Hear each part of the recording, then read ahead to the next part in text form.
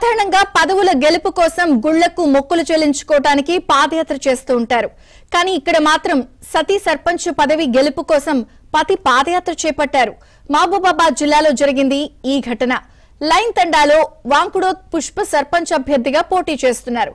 అయితే 450 మంది ఓటర్లు బతుకుదెరువు కోసం హైదరాబాద్ వెళ్లారు.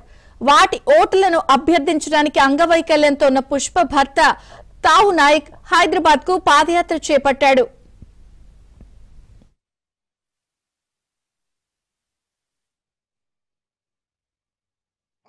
ఉమెన్ కు రిజర్వేషన్ రావడం వల్ల నా భార్యను నిలబెట్టడం జరిగింది. ఇప్పుడు మేము ఇండిపెండెంట్ గా ఇచ్చినామండి.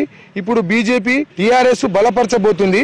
ఇప్పుడే అందిన వార్త, బలపరచబోతుంది. హైదరాబాద్ లో సుమారు 450 ఓట్లు ఉంటాయి.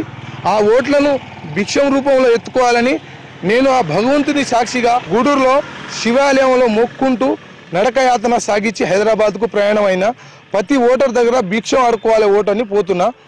అందరూ సహకరిస్తారని, నా గ్రామస్తులు ఎప్పుడు వదులుకోరని, ఎప్పుడు వాళ్ళకు ఇదేడుగా ఉంటానని, నేను అందరికీ కావాల్సిన వాడిని, నాకు అందరూ కావాలి, నాకు ఎవరితో ఎటువంటి మనస్పర్ధాలు లేవు, నేను అందరికీ కలిసి ఉండేటోని. నేను సుమారుగా 200 కిలోమీటర్లు నడకయాతన పోయి మా వాళ్ళకు సుమారు 450 ఓట్లు భిక్షం ఆడుకోనికి వెళ్తున్నా.